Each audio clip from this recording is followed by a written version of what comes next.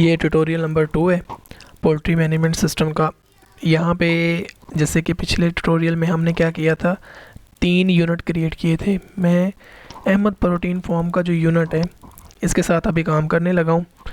तो इसमें मैं अभी एक्सपेंसेस के ऊपर काम करूँगा कि आपके जितने भी मिसलेनियस एक्सपेंसेस हैं या कैटेगरी वाइज एक्सपेंसेस हैं, आप कैसे उनकी कैटेगरीज डिफ़ाइन कर सकते हैं और कैसे एक्सपेंसेस को ऐड कर सकते हैं। ठीक है, तो ये काम करने के लिए आप क्या करेंगे, यहाँ से एक्सपेंसेस के मॉड्यूल में जाएंगे।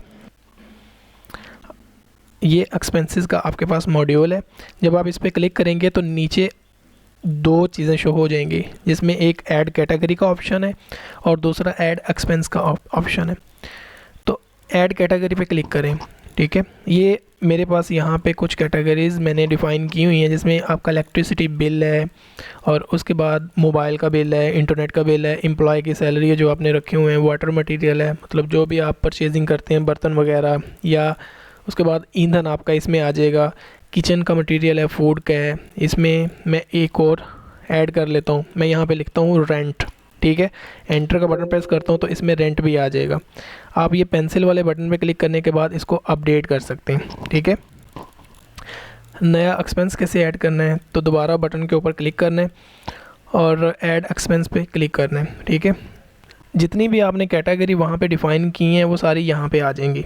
ठीक है, तो कैटेगरी मेरे पास है इलेक्ट्रिसिटी बिल, क्योंकि ये सारी कैटेगरीज़ हैं। इस कैटेगरी के मुताबिक आप आपके जितने भी एक्सपेंसेस हैं वो आप उनको ऐड कर सकते हैं। अगर यहाँ पे कोई एक कैटेगरी आप चाहते हैं कि यहाँ पे कोई और कैटेगरी ऐड करनी है, तो वो पीछे जैसे मैंने आपको बताया आप उस तरीके को इस्तेमाल करके नई कैटेगरी डिफ़ाइन कर सकते हैं। और मुझे यहाँ पे एक एम्प्लॉय को सैलरी देनी है, ये भी मेरा एक्सपेंसेस में आ जाएगा। ठीक है, तो सैलरी बनती है जी उसकी 12,500 रुपये। अगर आपने उसको कोई वाउचर दिया है तो आप यहाँ पे इंटर कर सकते हैं, या आपने कोई चीज़ बाहर से परचेज़ की है नॉर्मली जो आपके एक्सपेंसेस में आती है, जैसे बिल है, बिल का यहाँ पे ट्रांजैक्शन नंबर भी आप ऐड कर सकते हैं, जो पे आपने की है, ये सारी चीज़ें इसके अंदर आ जाएंगी। रिमार्क्स में मैंने जी अमजद को सैलरी दी है और किस मंथ की दी है, for the month of April. ठीक है, आप डेट वगैरह सेलेक्ट कर लें, जो भी है आप इसको सेव करेंगे तो ये इसमें ऐड हो जाएगा।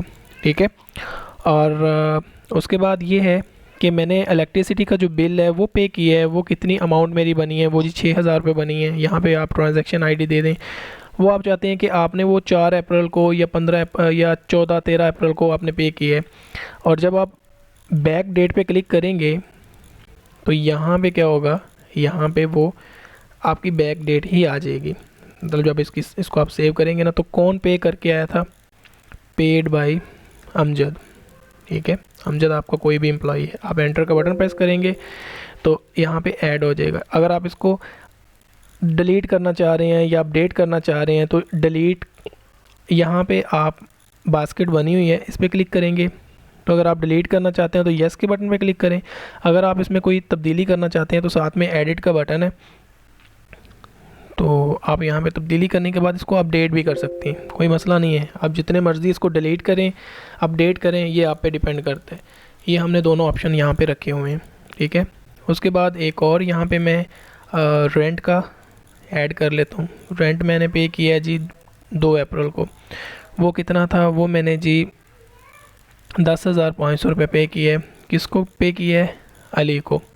और बाय कैश मैंने पे किया है। रिमार्क्स इसलिए होते हैं ताकि आप उसके अंदर अपनी जो तफसील है वो लिख सकें। इसको मैंने सेव कर दिया है। ये आपके जी एक्सपेंसेस जितने भी हैं वो सारे ऐड हो रहे हैं यहाँ पे।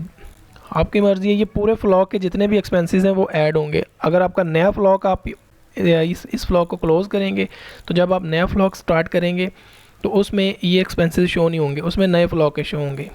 ठीक है, एक और एक्सपेंस ऐड कर लेते हैं। फॉर एग्ज़ाम्पल किचन का जो सामान है वो आपने 5,000 में लिया था। कौन लेके आया था, अमजद लेके आया था बाय कैश। ठीक है, तो ये देखें आपके सारे एक्सपेंसेस की लिस्ट यहाँ पे आ गई। ठीक है।